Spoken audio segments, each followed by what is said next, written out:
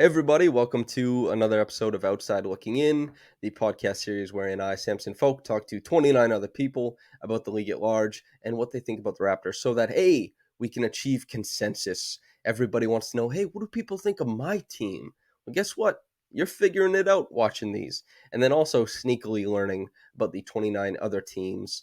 This episode, gotta assume everybody's favorite, somebody I podcast with, co-write with, talk to, a very good friend who also happens to be, in my opinion, in most people's opinion, the best basketball writer in the world. Caitlin Cooper, we're here to talk about the Indiana Pacers and the Toronto Raptors. How are you? I just rolled my eyes a lot of times during that, but I'm just going to accept it and say thank you to the Raptors Republic listeners for listening to me so many times and not being sick of me yet. So I'll They just love introduce you. myself that way. You are well loved by the Raptors Republic readership and listenership both. They're like two separate entities. Some people are like, there's a divide between readers and listeners online. And then I really love the people who do both, especially people who listen to all these podcasts and subscribe to the website. I've recorded like 12 of these things. I have not yet mentioned that you can subscribe to Raptors Republic. That's how you get my writing this upcoming season, by the way. Yes, it costs money. You can get podcasts and stuff for free, but I'm here to tell you my writing, whether you like it or not, is valued at least somewhat. Some people I pay, I hopefully, subscribe to it. and I subscribe to your Patreon, which other people can go to as well if they want to learn about the Pacers or basketball in general. Caitlin, we're here to talk about the teams. Ourselves, not as much. I guess we've gone 90-10 about that. But regardless, okay, we're here to talk basketball. The Toronto Raptors. I want to get you just started off right now. Do you like that team if Dame gets traded there? First question. A little bit of transaction talk that I know you love. Yeah, I mean, I think that they make a lot of the stuff that we talked about in the podcast with Trey when we did the one about offense and spacing. I think Dame fixes a lot of those problems.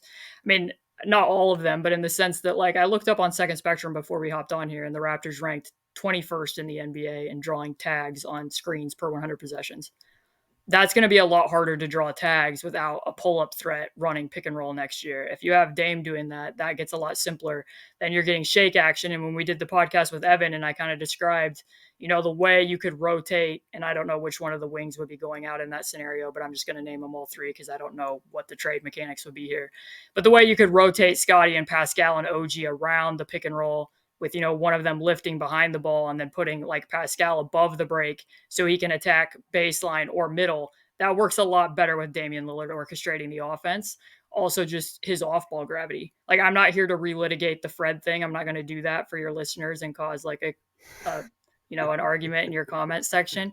But like, if you look at the numbers, he did draw a higher percentage of full closeouts than Dennis Schroeder did. So his off ball gravity when he isn't shooting is going to be a trade-off, even though Schroeder did have a higher blow by right and some of that stuff. So if you have Dame off ball, that also helps with your gap defense, and then also just like you can almost make the non-shooting a weapon if you have Damian Lillard on the ball as well. So like if you're running a pick and roll, an angled pick and roll between Dame and Jakob, and you still have Scotty on the roster, put Scotty at the wing, and then when they go to low tag, or I mean I should say high tag onto Pirtle, short the pick and roll, and then Dame just runs over to Scotty and it's a wide open DHO. Like those types of things. Now it's to your benefit that nobody's guarding Scotty Barnes. There's a lot of different ways to create space on an NBA floor.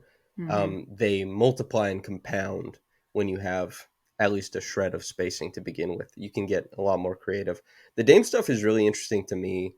Not so much the drama of it, but the on court applications.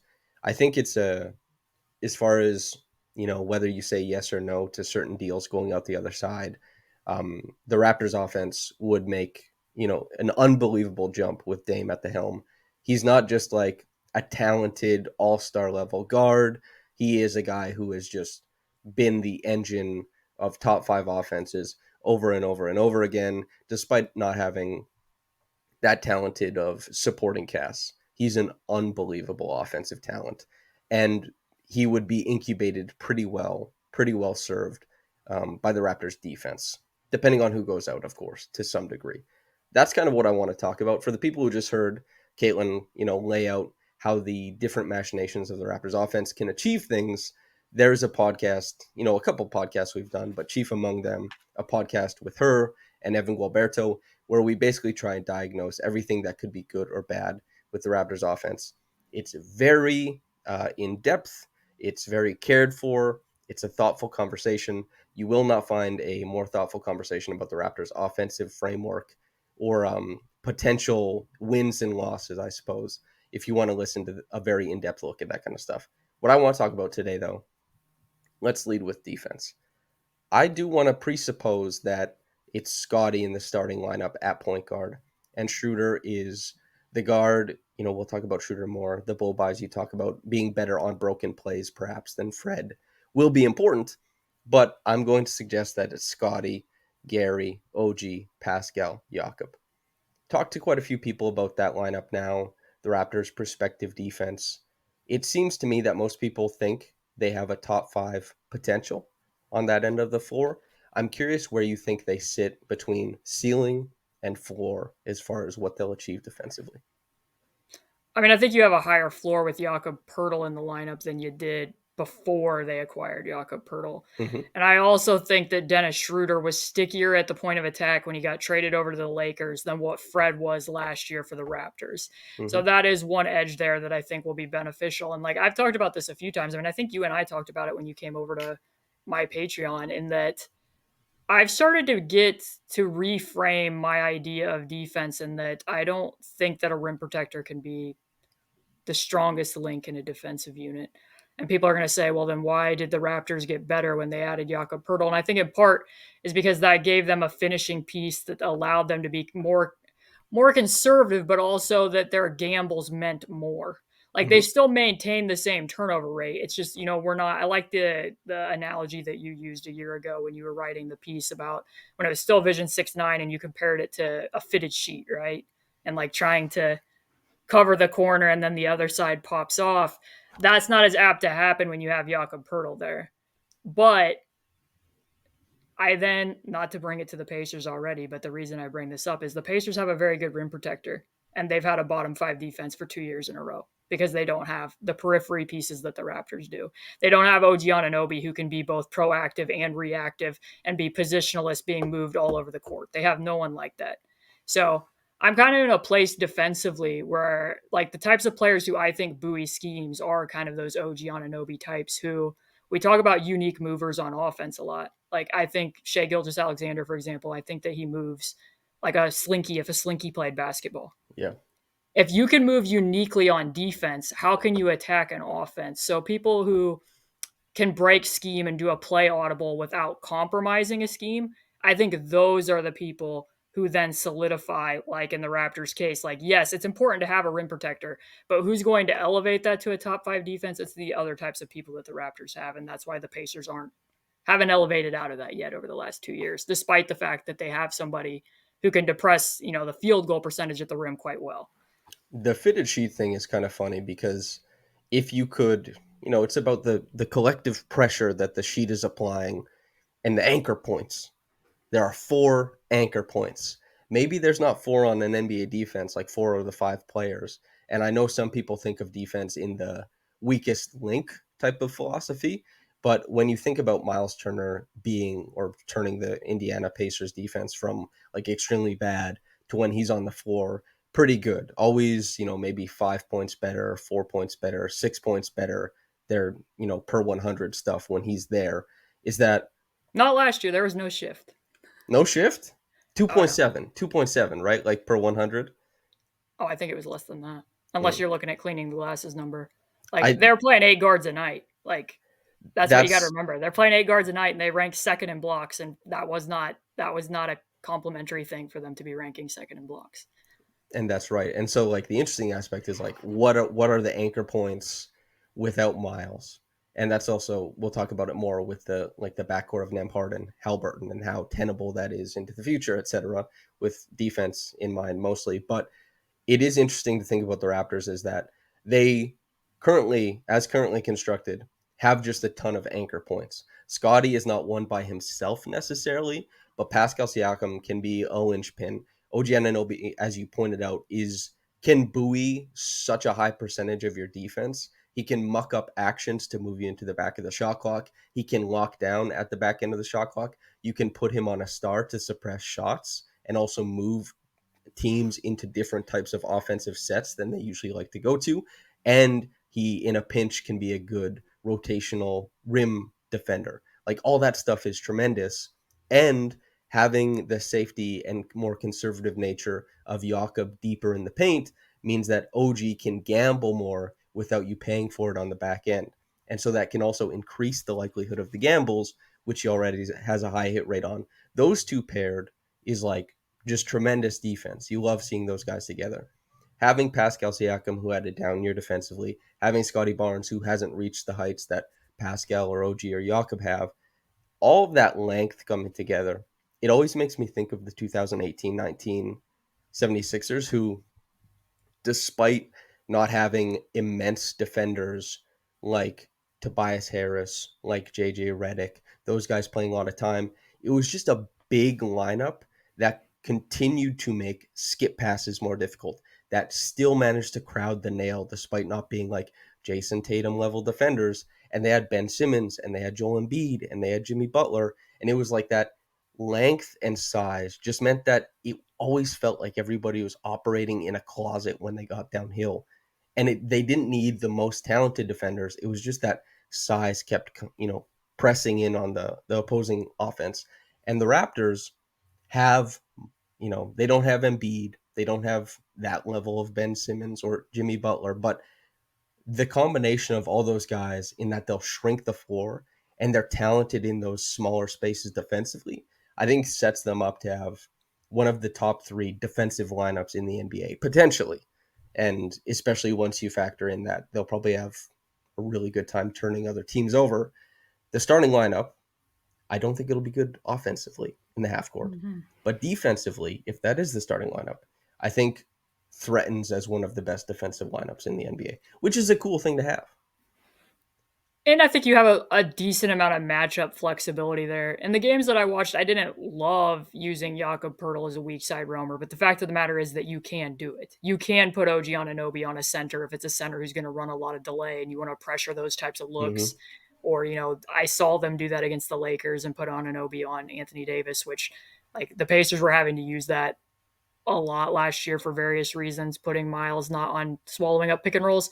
So, but they don't really have a 4-man that they can effectively achieve these heights with being able to move people around. So I think it also helps when you can defend in different ways. And certainly they were playing Pirtle higher than what Pirtle was playing in San Antonio. When you look at those numbers, like I can't filter it just for his games with Toronto, but it went up by like 20%, up to a touch. So, and that helps you force turnovers too, because that's a key component. Like their defense is pretty critical to them being able to stay alive offensively because they're not doing it. They don't do things in transition the way that the Pacers do. So their ability to force turnovers, get steals, get stops off of the defensive glass is pretty important for them to be able to still be juicing their transition offense next year. Because you are poking around on the statistics of the Raptors, and obviously every once in a while looking at how other teams, not just the Pacers, fit in. How tenable do you think that approach is? The Grizzlies do this a lot as well. The Thunder really leaned into it. We're going to have some limiting returns offensively, but transition offense is the most gluttonous points per possession thing we could ever hope to achieve, even if we're bad at it. Let's get in there. Let's create a lot of turnovers. Some teams have leaned hard into this. What do you think of that as an approach to try and mitigate less, let's say, half-court fluidity or half-court talent offensively? I think the way that I would word it, because I know you asked me not to do this, but the Pacers were very good at forcing turnovers during Victor Oladipo's first All-Star season.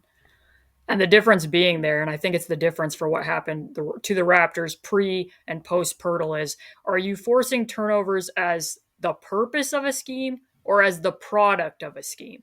So after Pirtle, they're forcing them as a product of a scheme. I find that a Mm-hmm. lot more tenable than exhausting yourselves and what you're giving up when you don't force the turnover when it's the purpose of the scheme.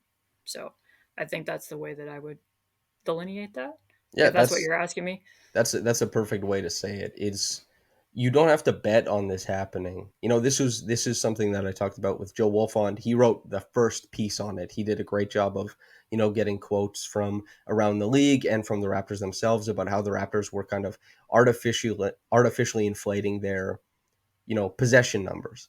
And this was something that Nick Nurse talks about. Well, you win the possession battle by 5, you win like 75% of games. It's like, that's great.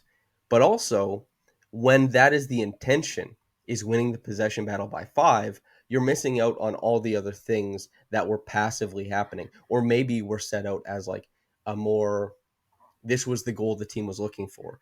And they passively, because they were so good, found their way to a +5 possession differential.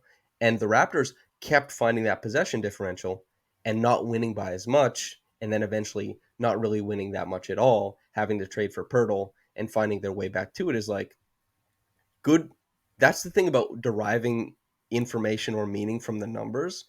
It's almost like Nick Nurse was just looking at it as a data entry rather than You're reverse seeing. engineering to it Yes, exactly. effectively. And so when you reverse engineer, it's like you can create the outcome, but that outcome isn't the only outcome you're achieving on the floor. There's like 6 other things, 6 other meaningful statistics that are being played out at a time. And those are the ones that are changing rapidly. Or, there's quite a large variable for the Raptors relative to the other big possession differential teams. The Grizzlies are a good example of that too, is like they're working from a place of strength, creating those turnovers. And the Raptors are doing it from sometimes a place of weakness. The best example would be Gary Trent Jr.'s on ball fervor is good to create the steal percentage and all that kind of stuff, but he led the league in their good year 2021-22 in like blow-bys on the perimeter and like bad gambles. And so you get these numbers that appeal to your overall defensive ethos, but you're doing it in a way that's just not really tenable. Now, of course, you switch over to Jakob Pertl as the backstop, and it's OG Anunoby as the guy who you kind of send out to be like the gamble heavy dude. And not only are you giving up less on the back end, but you're probably converting more at the front end too. And that still applies for Gary, I suppose, with, if it's OG at the nail, Jakob down floor, something like that, that all helps. But the Raptors finally working from a place of strength, I think, is the reason they were 5th or 6th in defensive rating since Jakob came over. The reason why they played still with Fred at that point in time at a 47-48 win pace. And the reason that despite losing Fred, getting nothing for him, you look at the bones of this team and you say, that could be a top 5 defense, maybe even a little bit higher. And that's what this team has to bet on. And I don't know what else you bet on, but it's a good place to start, given the I guess the structure of the roster. The bones are good for a defense, I guess I would say.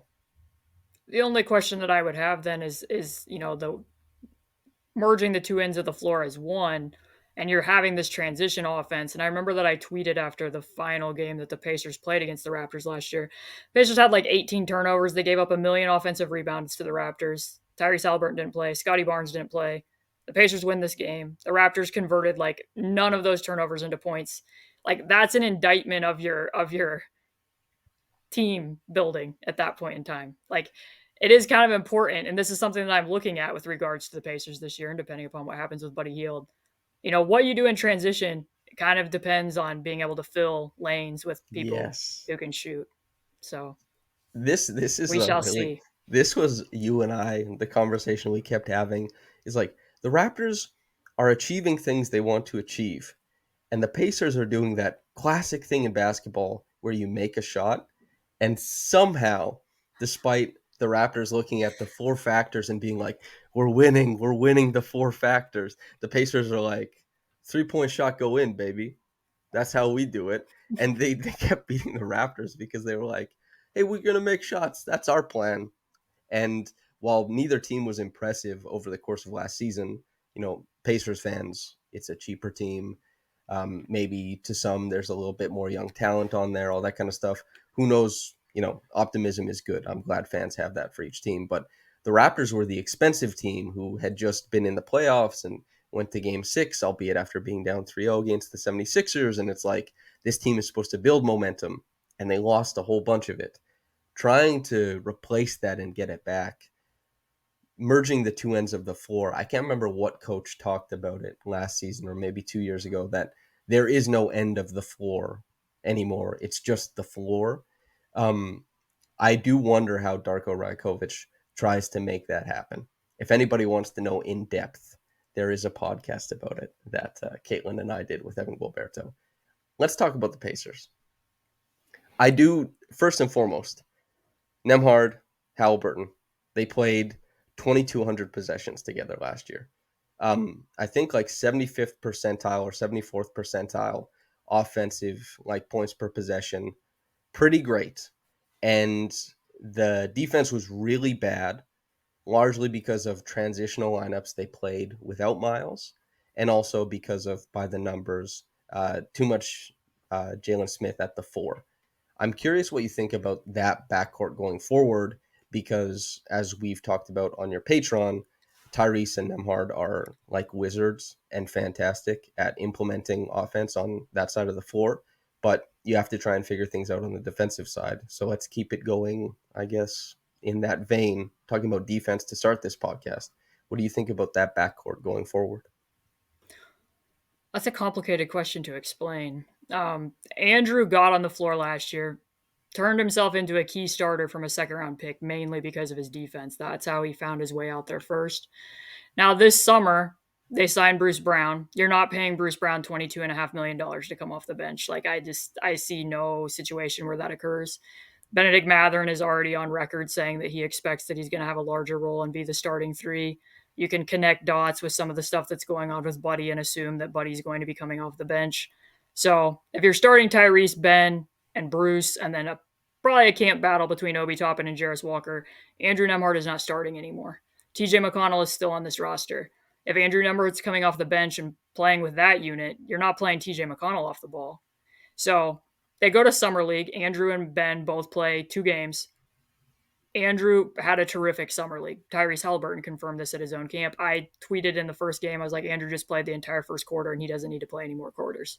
Just that degree of pacing in the pick and roll, moseying to his spots. He plays slow in a really wonderful way, but can also push the pace when he needs to in transition. Defensively, I wrote a piece where you could overhear a lot of the various terminology that the Pacers were using, and there was a lot of changes from last year.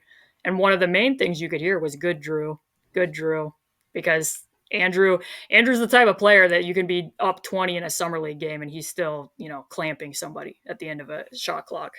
So, he has a really terrific summer league, and his reward for that, not that summer league means everything. We're talking about 2 games here. His reward for that might be a smaller role depending upon what happens with some of the other players on the roster. It's going to be Ben's spot to lose is the way that I envision this. And I envision that there's going to be a lot of changes coming for Ben in year 2 by comparison to the way he was guarded last year. So I guess to answer your question in a short, succinct way, I would say if Ben takes step forward in that spot and Andrew doesn't, whether that's because he's playing next to TJ or he just himself doesn't take steps forward, then this is kind of a moot point. But if the reverse occurs, and let's say they trade TJ as part of this Dame deal, they get in as a 3rd or a 4th team, TJ goes to Phoenix, let's say. I'm just speculating here, people. I'm not dropping any knowledge here. And Andrew's playing as the backup point guard, and let's say Ben struggles with some of the adjustments that I think are going to happen, and Andrew plays better, then it's a lot more interesting talking point. And then we can get to what you're saying in terms of, I think Andrew pairs really well with Tyrese defensively, because people watch the World Cup. You don't want Tyrese doing a lot of tracking shooters like Obst around the court. You don't want Tyrese doing a lot of point at the attack. That's why the Pacers don't have him doing that most of the time. Like if you play a team like Cleveland, this is the best example I can give. Like last year, Tyrese would have been assigned to a Coro.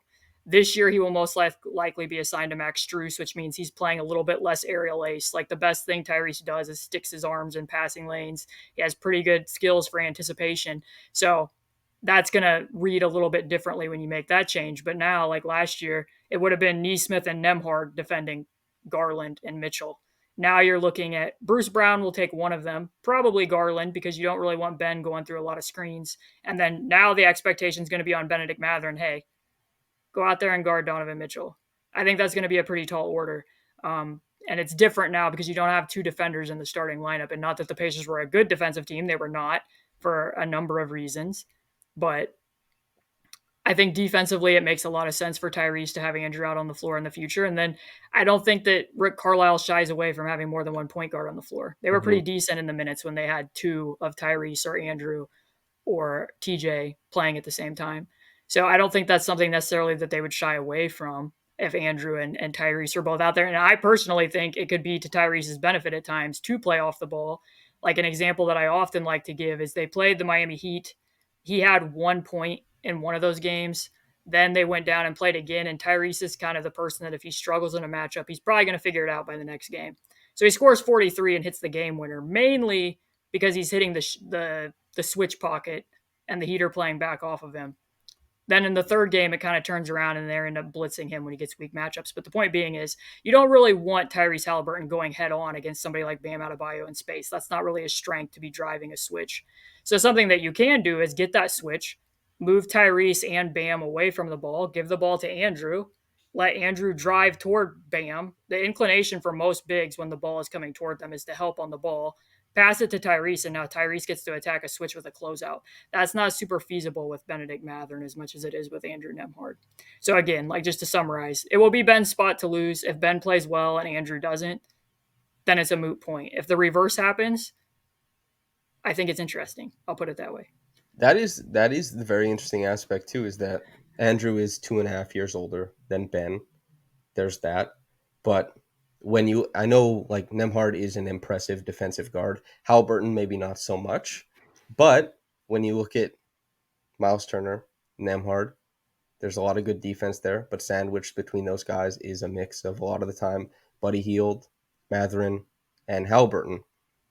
It could maybe look really good if Mathurin was the guy who gets leapfrogged. And I know, well, actually, I don't know what the Indiana fandom thinks of the Nembhard versus Mathurin, like prospect versus prospect, who ranks higher.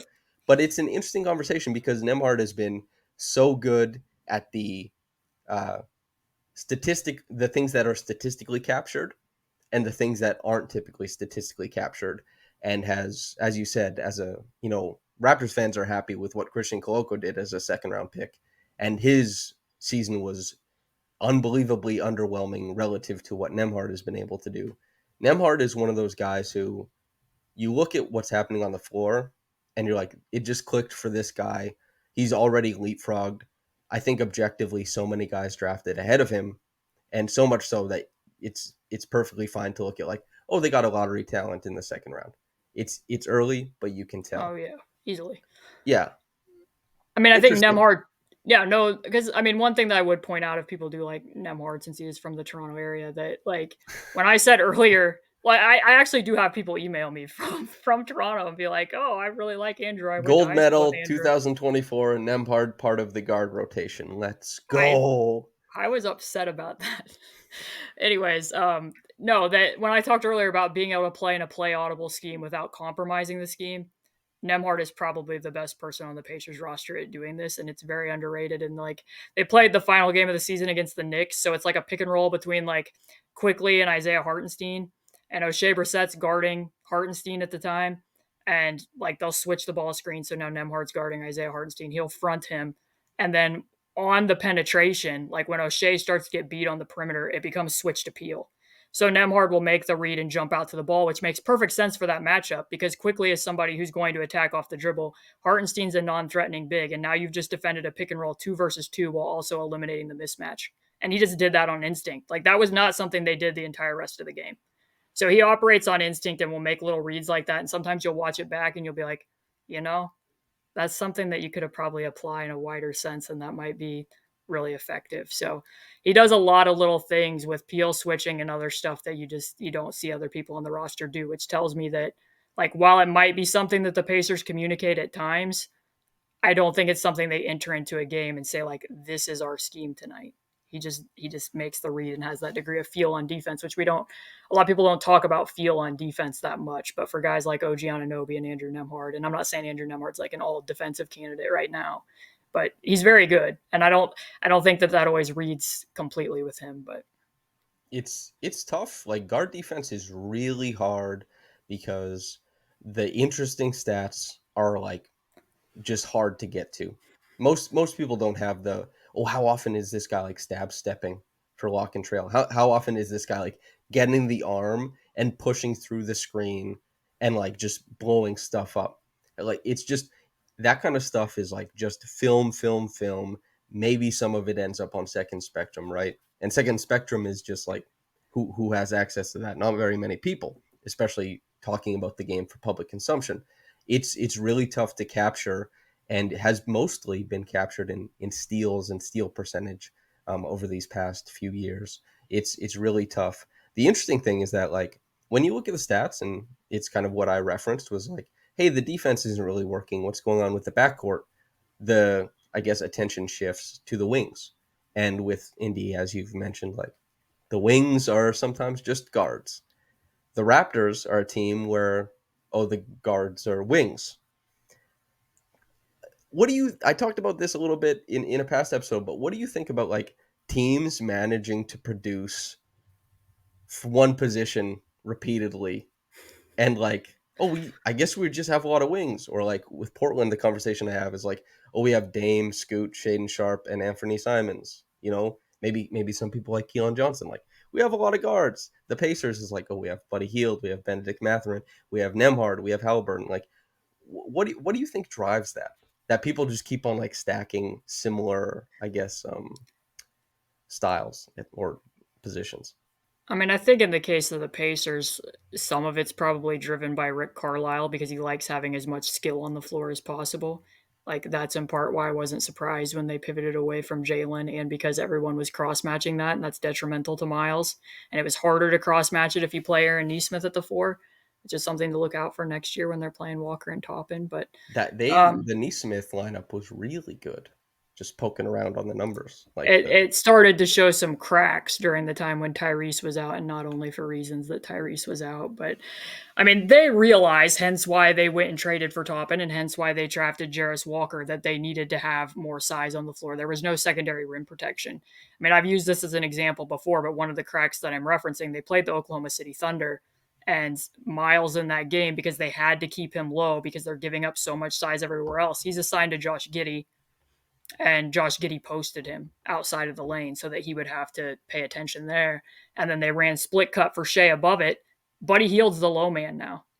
Like you were saying earlier, like about people they play in between, there's games where Buddy Hield is pre-switching Tyrese Haliburton out of actions. There are games where Buddy Hield is defending Jarrett Allen because, like literally, he guarded Kevin Durant. He guarded Kristaps Porzingis because they don't want Miles Turner defending in space because he has to stay near the basket and because they don't want to give up lobs.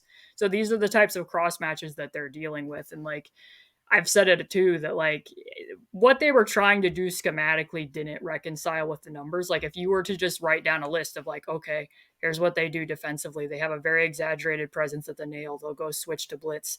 They'll double the post when they have a mismatch. They'll, on down the line, they'll peel switch if somebody gets beat. These are all mechanisms that are meant to keep the ball out of the paint, and yet they were bottom 5 in rim frequency, bottom 5 in paint points allowed. Like, and some of that's their rebounding, but even this their first chance defense was ranked 25th. So that's why I said blocks are like being the team with the second most blocks really wasn't a feather in their cap. My analogy for blocks is it's like a mouse trap. It is like you're happy when a mouse trap works. You don't want to have to use it. You don't want to have to need it. Like ideally, the ball never gets to that place. It gets to that place a lot against the Pacers because there really wasn't too many go down the line lists of people that were wrong if you're making a scouting report of who you should target in space. Like the the the list first was very place long. I ever looked at as a prospective place to rent in Toronto. I did not end up renting it, and the guys who were renting there said, "Don't tell like the landlord we said this, but this place is terrible." Because I asked them before I went out of there, I was like, how's like the landlord situation?" He's like, "He won't fix anything. We've been waiting like 4 months for X and Y, you know, slumlord stuff, of course." But they wouldn't let me go into a room to look at part of the apartment because they're like, "There's a bunch of mouse traps in there." I was like, "Good, okay, noted." Another Samson story that I will use to segue us into offense. So I played yesterday pickup basketball. I wore the Caitlin Cooper "jump passes are good now" shirt, and I was running a pick and roll. Trey was on the 45 on the weak side. Trey is quite tall, athletic, good at basketball. I ran a pick and roll. I come around the edge. There's a guy waiting in the paint. There's no 3 seconds in pickup. And it's tough to get a guy in pickup to move out of the paint or commit. So what do I need to do when he's splitting the difference between Trey's now 45 cut and the guy who's rolling to the rim is I need him to step towards the roller. Jump. Now the decision is being made. I'm looking at the roller. It's a push pass to the 45 and jump passes are good now. I get to reference the shirt. We all have a good giggle about it. This shirt, its namesake, comes from Tyrese Haliburton, who is a wonderful point guard who, guides offense to like tons of wins over and over again. You mentioned having trouble beating the switch. You mentioned, the framework around him. I got to know how much is left of the framework, how much is left of the player development on his own side to being like one of the three best offensive orchestrators in the NBA. What meat is left on the bone for Tyrese? To clarify, I said that I didn't want a lot of Tyrese spinning his tires in isolation against switches. And in part, like just to give people a number, Julius Randle used more possessions in isolation last season as an individual than the Indiana Pacers did. That's And awesome. that's because they're not an isolation heavy team. They prefer to get to the next action, and the primary means in which they do that is if Tyrese does get a switch on the perimeter, Buddy Hield goes and go sit. It's just automatic. Like that's just what their chemistry is, and then he's going to leak out into space, and that creates just a little bit of hesitation so Tyrese can get into the lane. But he made a lot of strides in that area too last year, finding hacks for how he was going to beat it. And I think we talked about that when we did the outside looking in pod, because you asked me like, well, does it look different? And I said, one thing that I liked, or the idea that I liked from him, is that he could fake his sidestep to the right three, draw that big to his body, pass off of it, and then cut in front of the big, get the ball back. So you're beating it with motion instead of beating it with his handle. And he did that. Like he got into the mixer a lot there and used that into 4-on-3 situations so they could get into driving kick. He got a little bit more comfortable going to his left. So if he gets a switch like a guy against Nick Claxton, forcing him left, he can take a one dribble and go to the left and get that off. So, and he's just so cerebral. Like he knows that it doesn't have to be him that beats it. So like if he makes the read in anticipation of a scram switch a lot of times, like he's already processing that when Miles Turner goes to roll, oh, that guard's going to run to the corner and the big's going to come and there's going to be a window of space for me to throw the skip pass. And oh, by the way, I can throw the skip pass from 30 feet and I'm going to look over there while I'm doing it. So like he just trusts his teammates enough too that he knows like I don't have to be a scorer in this situation, but he's shown that he can be because he had 2 game winners last year. So I think, like I said before, I think that one of the things that's really good about him, and I'm not going to say he's an all-time great player like Jokic, but 2 things they have in common is they're both very pass first. And the longer that Jokic has to think about a matchup, he's probably going to figure his way out of it. So like when they were in the bubble and they get in like a 3-1 hole, it was almost to his advantage because the longer he has to, do his supercomputer thing, he's probably going to find a way out. Tyrese is very similar. That if you watch in certain games that he struggled, then you'd watch him see that same coverage again. And it's like, oh, he just did that this time. So like Jaden McDaniels gave him a lot of problems in the first game because Jaden's kind of a rare defender who can duck under a screen and still surge out. And it's kind of to your benefit to duck under strangely against Tyrese, despite how good of a pull-up threat he is, because he doesn't think shoot first. Like he thinks to pass. So if you do that and you still have the link to close to him, like that was the only team that I've really seen do that, in part because Jaden's one of the few people who can do it, but also like just to avoid Rudy Gobert, he was rejecting a lot of screens and then Jaden can match him step for step. They play Minnesota again and now it's like, oh, I'm just not going to reject that there and we'll get into another action. We'll layer it here and I'll get the ball there. And it's like, he's just thought his way through it. So I don't discount his ability to continue to elevate his game is the way I would put it, because I've seen him do it enough in game, in matchups that you don't know what he's going to have to be bringing back the next time. That's the big difference, I think, with there's probably only 2 or 3 players in the NBA who, and Jokic the most above anybody else, but it's like even LeBron in 2012, he could like that 18-foot jumper he hit in the finals was like the big watershed. It's like the paint was packed, shooting isn't as, prevalent in the NBA at this point in time, and everything came down to like this, came around the screen, stop, pull, and he made it. And that was like, it just broke everything down late in the game. That isn't that great an option, but it was the option that was necessary. Nikola Jokic is a player who an 18-foot jumper isn't really the advantage you create on offense. Nikola Jokic, on how good he is against post defense, on how good a shooter he is in space, and how like he's just one of the best passers to ever grace the league, will find the advantage on a given play. And that can leave the game in the hands of guys like Jamal Murray, who he had what, like 26, 7, and 6 on the way to winning the finals, right? It becomes all about the other players. And Tyrese Haliburton strikes me in a similar vein to Jokic, is that, you're going to throw stuff at him. You're going to put him into uncomfortable positions sometimes. But as time goes on, a player who just finds the advantage. And what do you think about the framework of the Pacers to help him, because like a guy can do things on the floor, but eventually the ball is going to reach other hands. How do you feel about the framework around him as it's developing? I'd like to answer that again once I know what happens with Buddy Hield. Sure. Because the Pacers, when Tyrese and Buddy played together, they narrowly outscored opponents, which says something because they weren't a good team last year. They got absolutely wrecked in the minutes when Tyrese played without Buddy, and they got wrecked in the minutes when Buddy played without Tyrese. So, in part, when I said like what the Pacers and the Raptors do in transition is completely different, it's because the Pacers are pushing off of makes. So like I did this piece on hit ahead passes and like what Tyrese was doing with Team USA and being like he's been doing this with the Pacers all year, but like he's very idiosyncratic in that like if when it's a make, he's looking over his shoulder. He doesn't stare down the impound passer. He's already taking a peek over his shoulder to see where Buddy's going, to see where his teammates are, so that when he gets the ball, he's already ready to fling it to the other end. But like when you're aiming to find advantages in transition, typically, what are transition defenses geared to take away? The nearest defender takes the ball, the furthest defender takes the rim, the next nearest defender plugs the ball side hit ahead pass. And that's where Buddy is so important, because now you want to play early and opposite.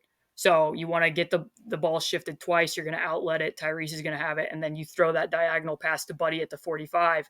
Your aim in a two-side fast break is to generate two closeouts. If Buddy's catching it at the 45, he's going to draw somebody rushing to him. And now it's just one extra pass to the corner.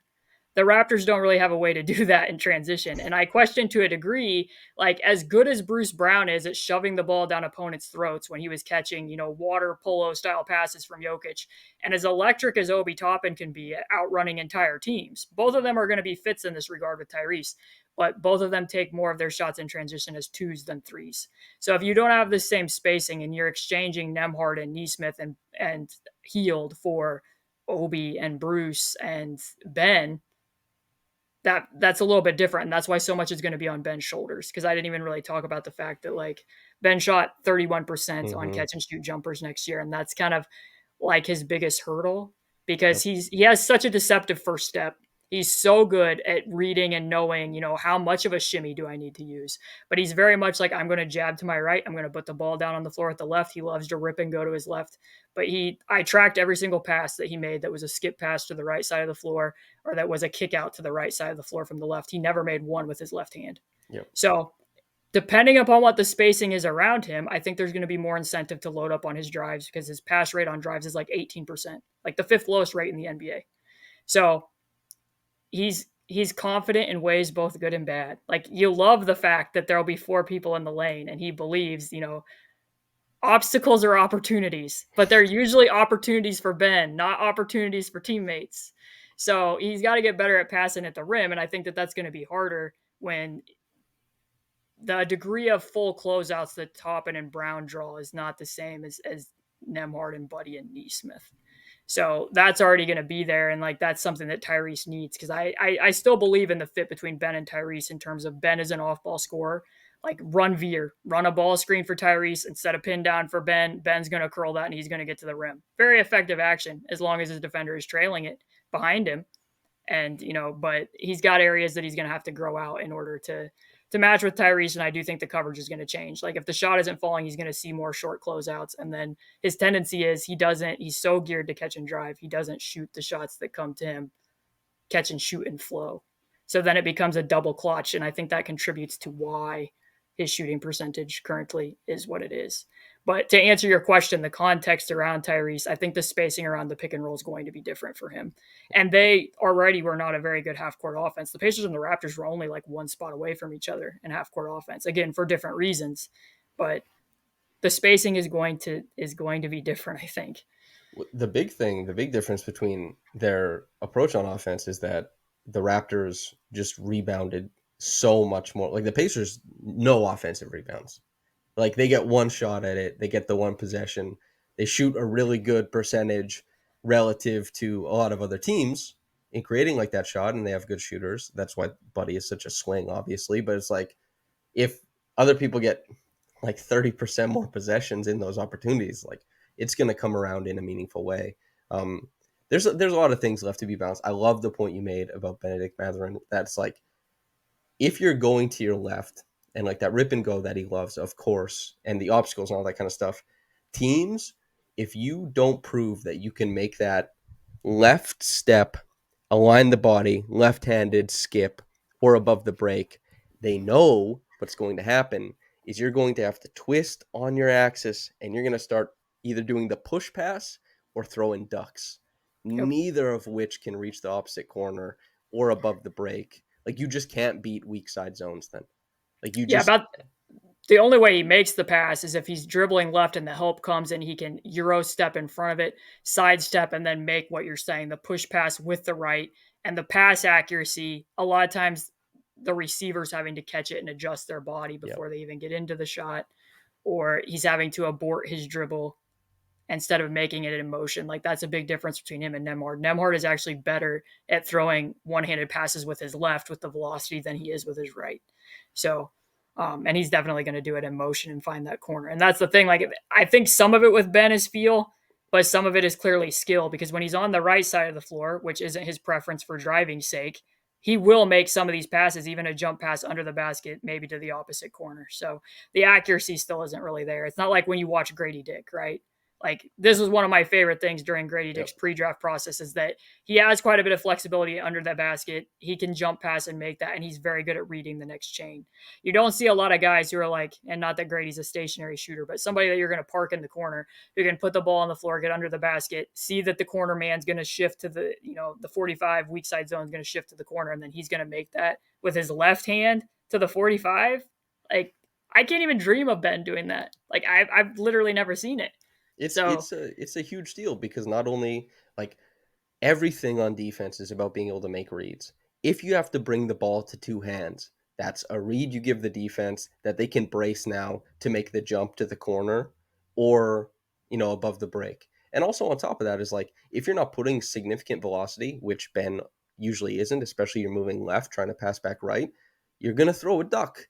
And you can even like use your eyes and your body to try and beat that read, but still they'll have time because of the lack of velocity to catch up to the play. And if you've misplaced the pass, it's more time for the defense to catch up.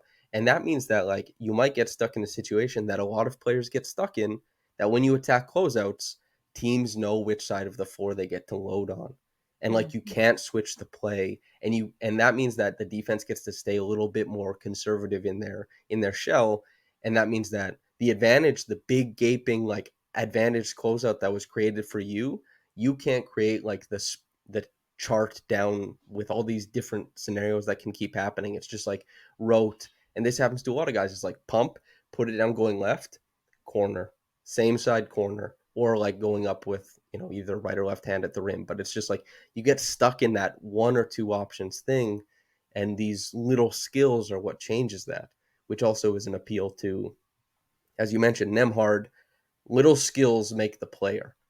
Like they really do. Pacing in the pick and roll, finding out, if you play a little slower, maybe you get the step up more than other guys do. If you get the step up, maybe the 45 cut is a little bit better. Maybe that collapses the weak side zone. Maybe there's more passes out to the corner now. It's like this is the stuff that makes the players. And just yeah, I love the point you make about Mathurin, like those little things. I want to combine those two players into one person. I want Andrew not to have an 8% free throw rate on drives. I want him to, when he has the rim avenue there, to actually take it instead of using, the pound dribble, hip swivel back to the fadeaway. I want him to go the rest of the way to the rim. And I know the Pacers have harped on him sometimes about his rim pressure. That's definitely a thing that stands out there, because I just named a lot of limitations that Ben has, and at the end of the day, he averaged 5 free throw attempts per game. Only 5 rookies have done that in the last Yep. 5 years. We're talking about Zion, Luka, Trey, Paolo Banchero, and Benedict Mathurin. When you're in that company, the Pacers haven't have a player that can do that since since I've been covering the team, honestly. So it's definitely a skill that he still has, and that's with the way people are guarding him. I think it's going to get more exaggerated during his second season. I think people are going to have more film, more recognition of some of the things he's doing, because it was already showing up in summer league. But his Beal Beal used to be in a similar thing, not at the same level, and he had a little bit more shooting gravity, obviously. Beal was always a guy who underperformed his shooting talent and sneakily was just like attack closeouts. That was what drove the start of Beal's career. Everyone thought he was like this wonderful shooter out of Florida.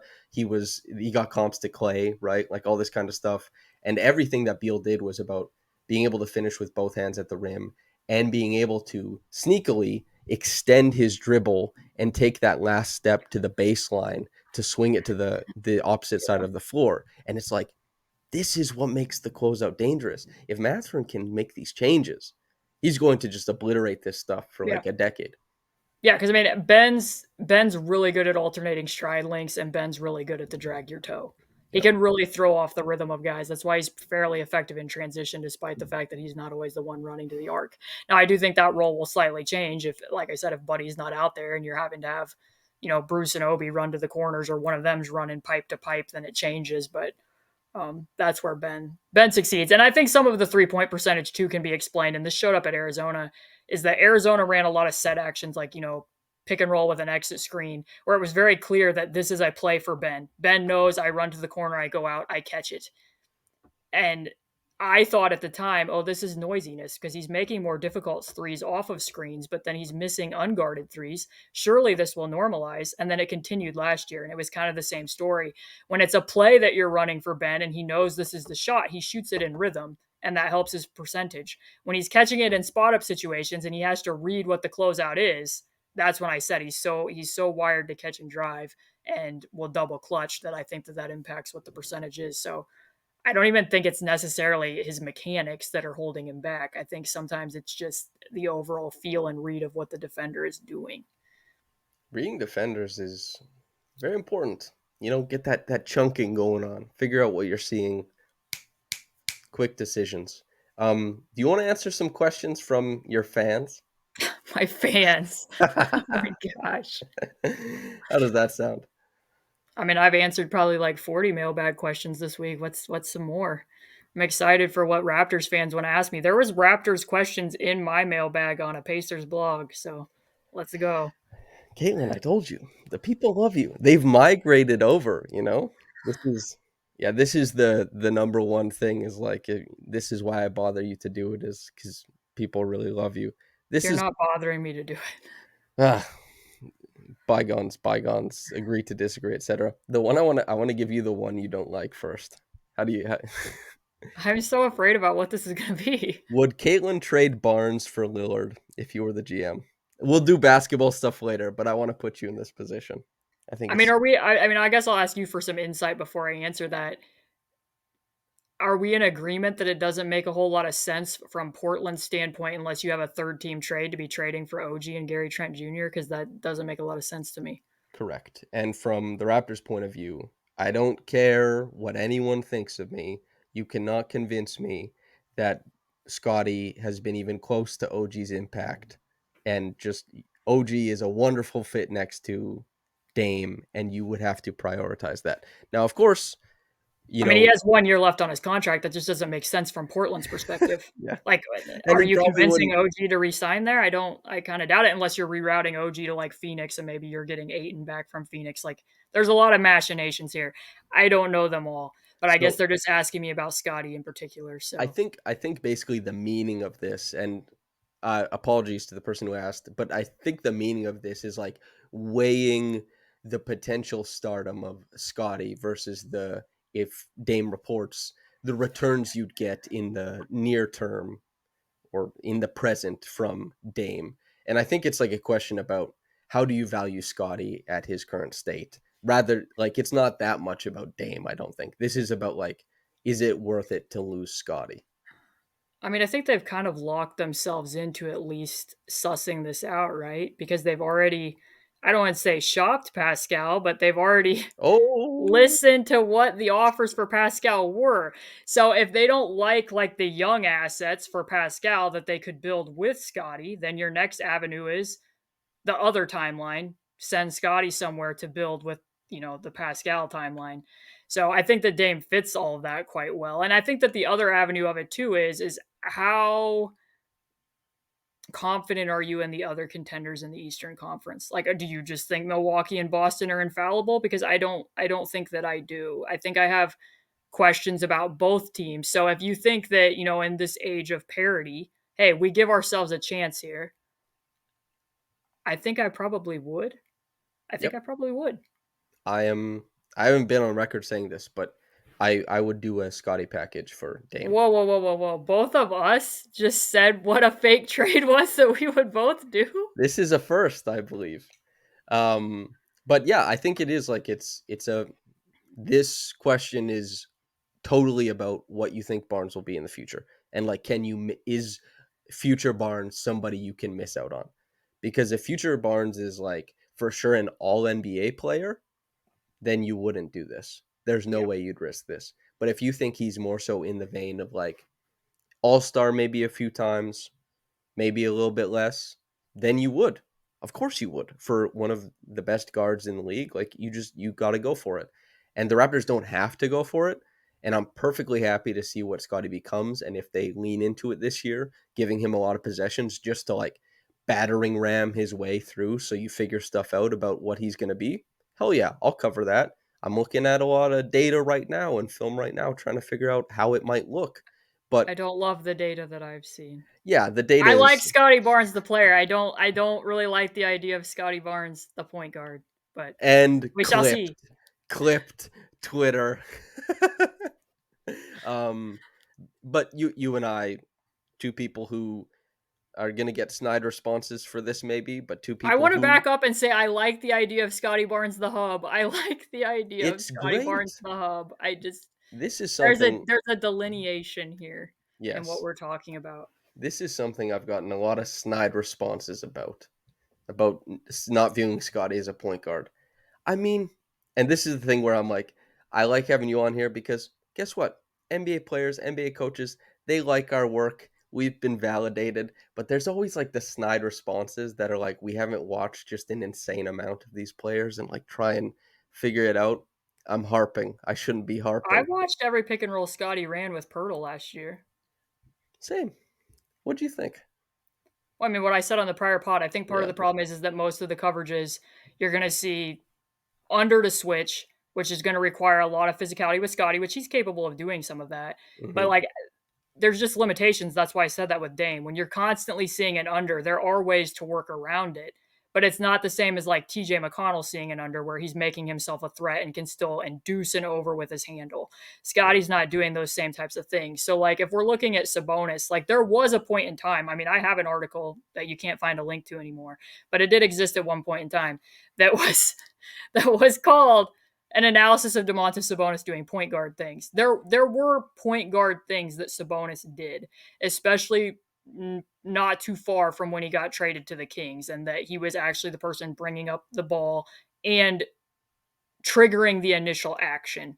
So was that always with a ball screen? No, although sometimes he was getting a ball screen at the elbows and then triggering into, whatever was going to come there. There were some really impressive ones where he would get a ball screen at the elbow, pass it off to the wing, and then flip around and be the roll man all in the same possession. There was some of that, but a lot of it was more so like if he was bringing it up, it's automatically into delay, it's automatically into a DHO, and I don't really look at delay as being like a primary initiator action. Almost as So if it were kind of hinges on a big man running 5 out offense with like, you know, it's not typically point guard stuff. Even in its like inception or design, I think delay is Well, I mean, delay in and of itself, let's talk about what it is. It's a trailer. Like there's an yeah. initial ball handler delaying the ball back to the big and tossing it to them to go do something. So there is a initial shift of the defense before the big gets the ball. So like I like the idea of Scotty running DHOs with the various, whether that's Grady, whether that's Gary Trent Jr. Like I like DHO offense. I just don't necessarily like the idea of him being the full-time point guard, and that's why I do question how long that lineup will last before they ultimately are like, if they don't make any other trades, if this Dame thing doesn't happen, and it's like, okay, we're gonna go ahead and start Schroeder because we got to have somebody who is doing more of the point guarding, Yeah. even though he sees a lot of unders too. But anyways, But if they don't get Dame, we get the data, way more of it. They're going to yeah, figure things out. And there's always a chance that a player finds a unique way to success. New advantages show up, and they can succeed more often at the traditional ones and make the film and the data of the past irrelevant. And my hope is that Scotty, be it here or wherever, first contract, second contract, third contract, just is Hall of Fame, is doing unique things. That would be the coolest. But I think I would be fine if, in theory, like it's Scotty going out one way and Dame coming in the other. Yeah, I'd cover that team okay. happily. But conceptually, question: how do you feel? What is your thoughts about Dame? I'm going to make it ugly for 4 years straight. I'd love to ask him about it in person. That's that. I made a joke about this. That tweet was one of my favorite tweets I think I've ever seen yesterday when I read that. That would be like my first question. If nobody, I'm sure somebody else would ask it, but like, let's say Dame does get traded to the Raptors, and it's the press conference where somehow they get him there, even though he's going to make it ugly, and he's like holding up the Raptors jersey or whatever. I say, yeah, there's a lot of reports that say you're not going to play basketball. Thoughts? Are you going to make it ugly? What's going on here? How do Um, you make it ugly?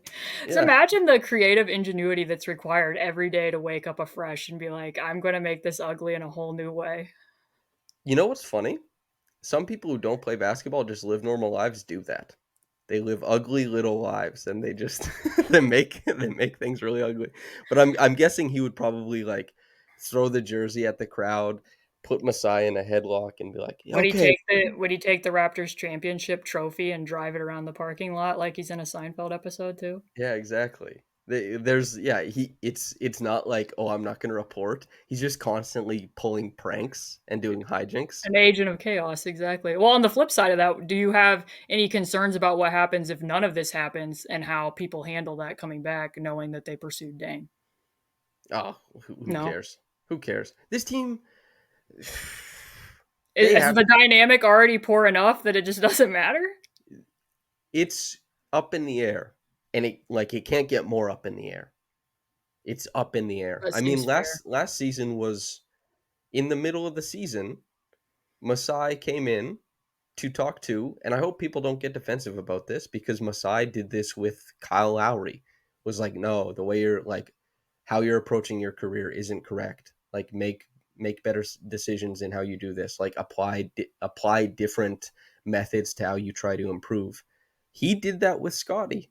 Like, Scotty has had, a bit of controversy. It's not like an indicator of a bad guy. It's just sometimes the how the player wants to improve and go about it is different than what the franchise envisions. The Raptors, like, the rubber met the road on that. They've Scotty has had his approach questioned. If he was like involved in a trade talk, which the reports are that he hasn't been, like that they, say unilaterally say no, and then OG, who won't sign the extension and is an expiring contract, if he's like, "Oh, you guys are thinking about trading me," he wouldn't do that. He wouldn't be like that, because he's like, "We'll see if I'm here."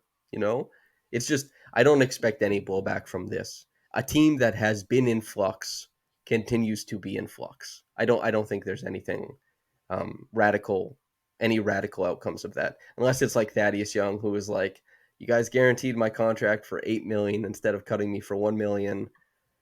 Maybe you could trade me. I'd like to travel a little more this year," something like that. I don't know, but that's kind of where I'm at.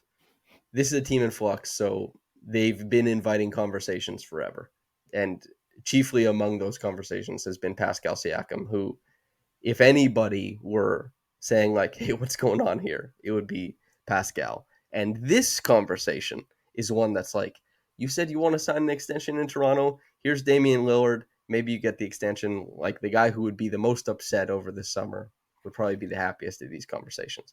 I'm rambling at this point, but you get my I meaning, I'm just sure. realized how much Dame being traded to Toronto would impact teams that want to trade for Pascal and OG. It's just a thought that just popped into my head. Hunting grounds, you know? Okay, here's a question from Evan. I'm going to keep taking up more of your time. Evan Gualberto, dear friend of both of us, better all-time hit-ahead passer when their careers are over, Kyle Lowry or Tyrese Haliburton? A better question, if Evan were to make a compilation of both, who would do better numbers? And which lefty has the better bag, Pacers Thad or Samson Folk?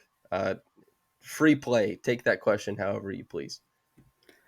Well, the first one, I haven't watched enough of Kyle's to know how many was Kyle throwing against a set defense versus, A lot. it's off a stop. He See, this he is going to was put he them was neck a and neck big 3/4 court guy. The defense is back. then. Like just there isn't enough attention to detail at meeting a guy at the 3-point line to start the battle for position. There's a slip to the rim. There it goes. Like Serge was on the opposite end of a lot of these. And since you've watched a lot of Raptors at my behest, thank you, over the past couple of years, you saw a lot of hit aheads from Pascal to OG, from Scotty to OG and Yeah. Pascal, from Pascal to Scotty. And those were against set defenses too, early work.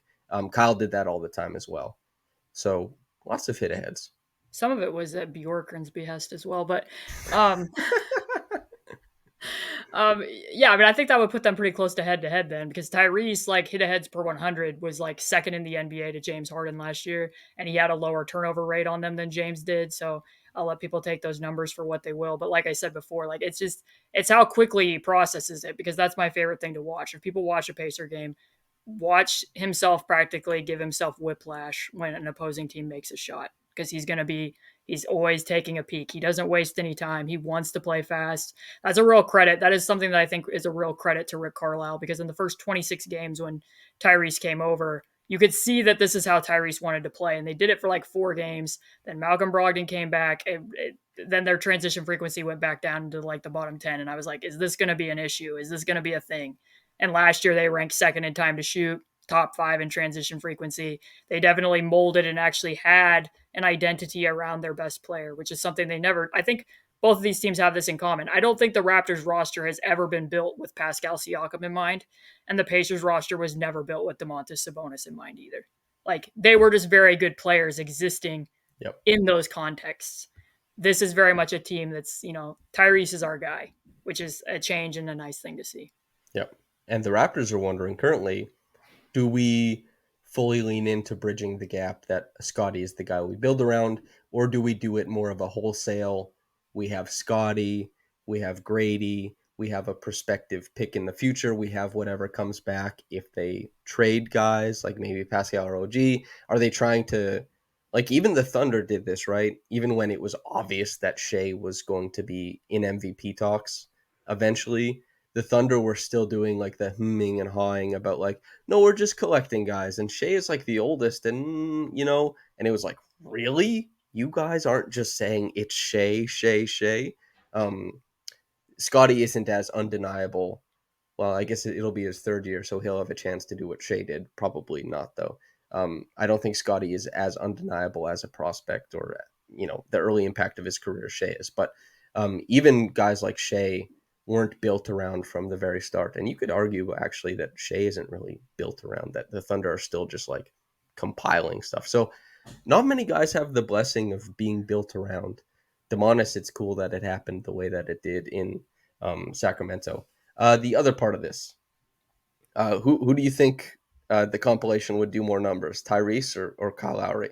I think this is a question about the strength of the Raptors fans, like bumping up a Kyle Lowry video or something like that. Yeah, I think that it would probably, if you made it during Kyle's heyday in Toronto, I think it would be Kyle over Tyrese if I had to guess. But currently, I think Tyrese probably does higher numbers.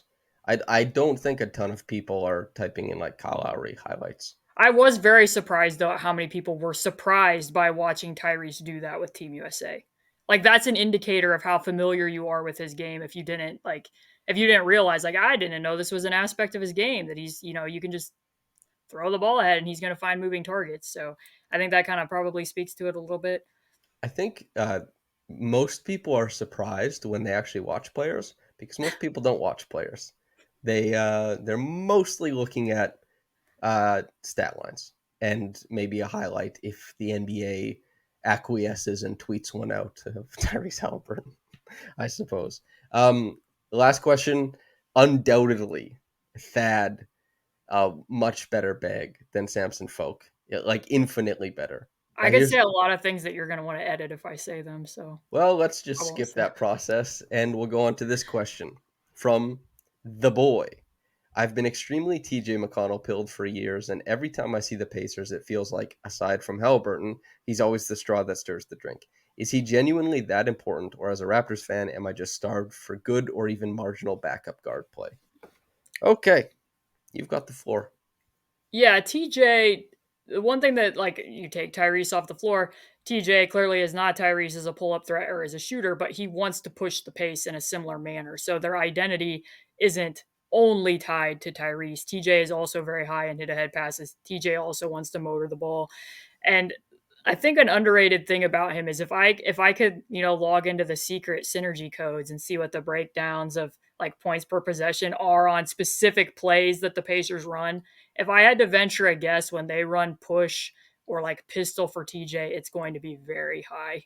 Because I think clear back when I was on bouncing around with you and Evan, I had written a piece about TJ. Like he performed very well in the Bjorkgren system. Like if anyone fit what Bjorkgren did, it was TJ McConnell because it was hyper aggressive defense and it was, they played quickly. It didn't really match the roster. They had a high pace, and then he put in this pet play where it's basically like imagine, a down screen for Buddy. Buddy gets it and he flips it right back to TJ. TJ turns the corner with an empty corner. TJ gets lower than his guy and can pretty much always turn the corner out of pistol. And it's what his handle is too, because like what I said earlier, like he's good enough where, he can reject a screen on an empty side of the floor and then get back to it and then force that defender to go over. So some of it for him is when he's hitting the shot in the non-restricted area of the paint at a very high clip, which like at the end of last year, he was hitting that at like over 50%. He's very good and he does stir the string for the Pacers to the point where like I'll let people interpret this as they will. They're playing the New York Knicks. TJ had 18 and 12 in 22 minutes. He did not play the final 6 minutes of that game. He also did not play in the final 2 games of the season. So I think that will tell you what he contributes to winning. Can I ask a really selfish question? Mm-hmm. Do you expect the Raptors to just completely annihilate the Pacers last season after stealing what the Knicks info on the Pacers?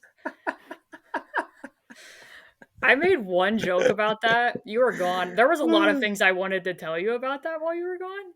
And I made one joke and was like, leaked playbook, ISO. And there was so many Knick fans that were mad about this. I'm like, it's just a reality. Like, I'm not criticizing. Like, I know you had a good offense. You ran a ton of isolations. Like, it's just what it is. But I guess, like, if people do want my opinion, I don't really care about the lawsuit aspect of it. And I'm not going to speak for the Knicks because, No, like, you don't actually have to. no, I I don't am want. going to answer this part, though. Like, for Pacer fans who want to hear my opinion on this because I haven't shared it. The Knicks had the Pacers' entire playbook. The Knicks. The Raptors did not steal this from the Pacers. They took it from the Knicks. So my bigger question is, why didn't the Raptors already have this information?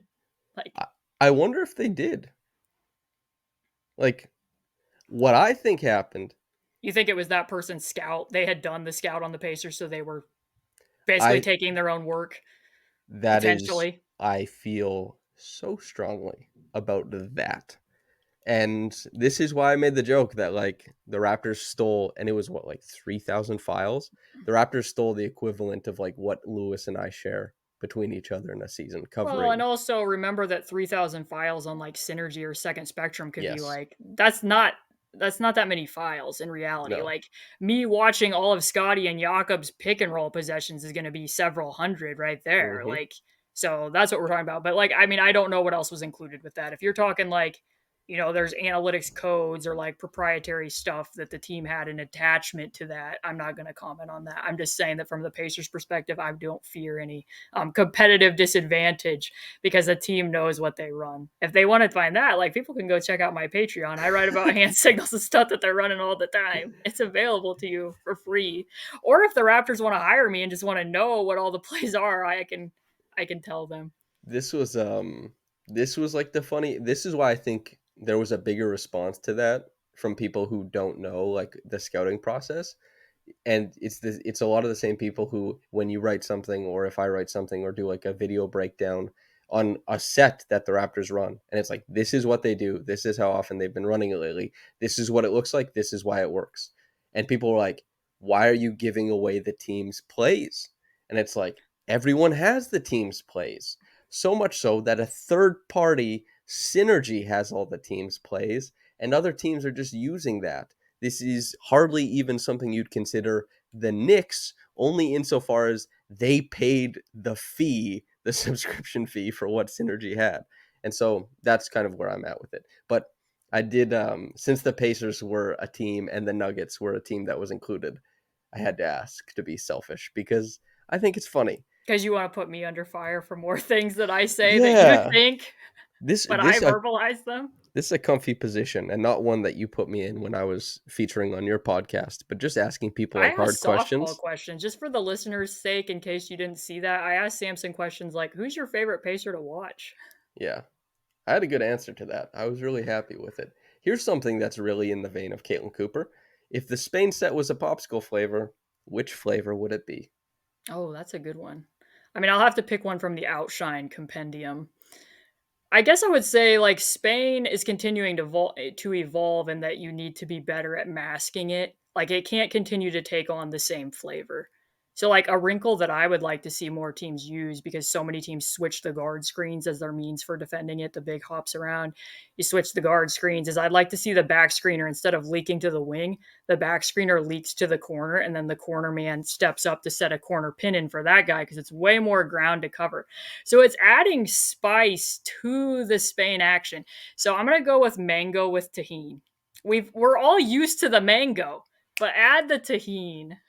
I was actually, believe it or not, I was thinking of giving that answer if it came to me, just because I was so popular in Mexico when I was living there. Of course, it's like not a popsicle, really. It's like mango with tahini. It's just like Have the you had actual it? mango. Yeah, but But have you that, had it in popsicle form? no, Have you seen my tweet about this? I don't think so. Oh, I think you have. Like, I misspelled tahini like 5 times in the tweet, so that's pretty embarrassing.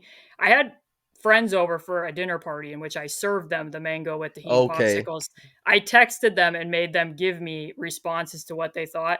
I ate one of them. It was one of the most unsettling experiences of my life. And not because of the flavor, but because, like, I can't explain to you the sensation of having hot ice in your mouth. Like, what happened after I took the first bite, I won't reveal on the podcast, but it was unsettling. Like, Hmm, I wasn't ready for that, but that's what I'll say. The Spain was the mango with tahini. good answer. Last question before we get out of here. From Raptor Moments, who his YouTube channel is like just a wonderful, absurd got ride through the little moments of the Raptors season. His commentary is always layered in like a very, very good level of contextual analysis of, I would say, like Western politics. Like it's very sardonic, but it's coming from a very intelligent place. The humor is awesome, and obviously it's done with the background of like funny Raptor stuff happening. Just for anybody who is looking for like some comedic relief during the Raptor season, or going back to watch comedic relief during the last Raptor season. Anyway, one, is Indiana a real place? Two, are Haliburton and Nembhard's quick and low Sean Marion-esque release points part of a trend for guards? We talked about this before the podcast, but Trae Young also fits into that very, very easily. The push shots. Yeah, the floor is yours. Is Indiana a real Is place? Indiana a real place? Classic coastal elitist, this guy. Well, Raptor moments. listeners, let's just let you know that Samson a few times has acted like he might come here. And if he does, Then he can tell you if it's a real place. I've been to Indiana. Just like You not, drove through the little tiny piece. yeah, just the top corner when I was going to Chicago. But here's what I'll say. There's actual video evidence of Indiana many times on my Patreon. I just filmed a video of me at Notre Dame. There's a clip Yeah, of me. but can we really believe that that's Indiana? You That think could it's a just deep be. fake? No, not a deep fake, but you could be in like one of those. You know how Disney, when they film their shows, they're in like this transparent bubble that green screens everything, and they like build out sets like 80 feet out, or I don't know how many square feet, but it could be one of those. All I'll say is if I was going to green screen it, I think I would make parts of it look a little bit more appealing. Because the problem with my videos is that people are really only seeing like the dullest portions. Because when I get into the cityscapes, I have to pay attention driving. So we don't continue filming it. So we're really only filming it in like the plainest background aspect. So if it was fake in a green screen, I would make it look a lot prettier at parts. That's not to say that I don't think that there's a pretty landscapes. There are. You just don't often see them in my videos, but it is a real place. I've lived here my whole life. This is where I learned about basketball, so it is real. Come here. The All-Star games in February to anybody who's interested in finding out if Indiana's real. I do We wonder put on though, big events quite well. Indy's very walkable. There's a lot of green spaces. There's skywalks. I think people would like it if they came. but also I'm wondering if Indiana was a figment to elevate Pete Buttigieg's political career and aspirations. This is like a 2019 conversation. There's things I could, well, no. But yeah, Peter Paul Montgomery Buttigieg. God bless him. Um, Jump shots, low pickup points, push shots, even. Do I think this is a trend? Yeah. I don't think it's a trend. I think that that's just where I mean Tyrese has talked about it. Like that's just where he was comfortable, and people told him that he was going to need to change it in part because of what the base on his shot is, and they thought that was going to impact his ability to attack closeouts, and it really hasn't. It was funny. There was a Sixers game last year where the broadcast was really criticizing his shot attempt and being like, that's not going to work in closing time against switches, and then like he's made 2 threes in closing time game winners, and it's been fine. The So most Andrew important does thing, have a lower release point. I was going to say, the most important thing about making shots, Is creating typically, the separation. I was going to say making the shots. There's a lot of guys who create separation and just miss. You know, That's true. hitting them is the most important I've aspect. noticed that you rarely miss in your performance art that you share. Well, I'm not going to put a miss. Now, mostly but they're also easy shots. I'm on an empty court. Everyone can just like, even Joe Burrow, he's a quarterback for the Bengals. He's great. He's obviously a super good athlete, but I saw a video of him just hitting like 6 jumpers in a row, like easy peasy. On an empty court, anyone can do anything. I'm a wizard on an empty court, certainly. I don't think anybody can do anything on an empty court. So we're moving on to the parting shots, and I think it would be fun to get your final thoughts, and with one very leading question from me. Who do you think has a better record this year, the Raptors or the Pacers? And then we'll get out of here. Better question. I'm asking you one first. Sure. What do you think is more likely? The Pacers as a top 20 defense or the Raptors as a top 20 half court offense? Pacers. Like if you had to pick one Pacers. as a top 20 defense. Yeah. I think that's where I would lean as well. And I think if that happens, then. But I think the Raptors will have a better record this year. Interesting. The only reason I bring this up, and this will be my parting shot, is I think it's relevant, is that both of these teams were in a similar position in that when they made the decision to hire Rick Carlisle, and Nate Bjorkgren is no longer the coach for human management and in my estimation, grading reasons, and also relating to some of the on-court product and coaching the team that he wanted instead of the team that he had. We would later learn that he learned these things at the Nick Nurse School of Coaching. The apple reattached itself to the tree, as we know. But the point being, I have a point in bringing this up. So they hire Rick Carlisle, and the objective when that season started was that they wanted that core to make the playoffs. The goals were, togetherness, defense.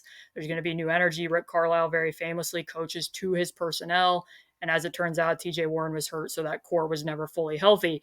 But like I went into it thinking, a change in coach this will change how the personnel are used. You can likely see an improvement. And as it turned out when the season started, it was just, no, this core is actually stale and there's actually just limitations. Sabonis wants to play out of triangle concepts. Rick Carlisle doesn't really want to. LeVert is very separatist from the offense. Malcolm Brogdon has limitations as a point guard. They can't do anything against switches. Miles Turner can't get the role that he wants. He needs to be a 5 defended by 5s, and there's not really a means to getting that with the personnel that are here. There's a lot of parallels on the things that I just said to what some of the politics are currently surrounding the Raptors roster. And that's not really the way that I like to look at things. And I will say, for anybody that leaves a comment saying, you don't know what Darko is going to run. You're right. I don't. I don't know what Darko is going to run. And I will say that in watching this film over the last few days, like very basic things, I would question from Nick Nurse and be like, hey, if you're running an Iverson screen for Pascal Siakam to enter into empty side pick and roll on the other side of the floor, why is Scotty automatically relocating to the dunker spot? Because, for instance, that's a very big communication that's a play now for Pirtle and Siakam, but Pirtle's not a pop threat, so you're really not helping the spacing there. Versus, if it's the Pacers running it, they're not going to put Scotty in the read spot. They're going to lift him even though he can't shoot so that you can reverse it into a secondary pick and roll. Those types of things. It's possible that Darko will look at some of that and be like, hey, a nip tuck here, we change a little bit of things here, and that set runs better, and you find enough of those little tiny edges that this works and things are copacetic. That might happen. But I have personal experience where it's like at a certain point in time, maybe this has just reached its expiration. You don't know. I would very gladly like it for you and for Raptors fans after the season that you just had.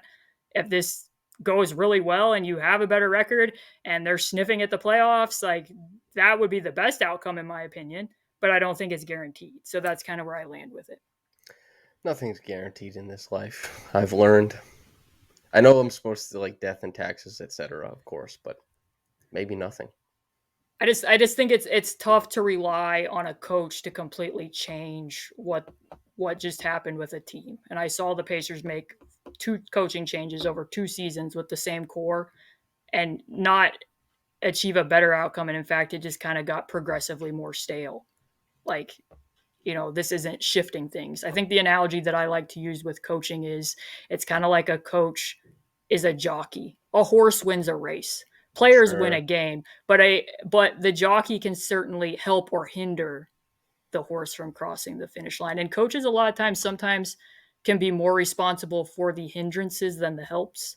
The helps might still be more about the players. The hindrances might be more about the coach. This is my favorite thing to talk about with Lewis, because Lewis he disagrees and pressures me on it. We have a contentious conversation, and then Evan will listen to it because I tell him, go listen to me say that coaching doesn't matter. And then we have a good laugh about it. And the thing is I come from a coaching family, and this is a conversation that I've had with my dad in the past, and my dad would say, I think the best coaches recognize that that's the case. Sure.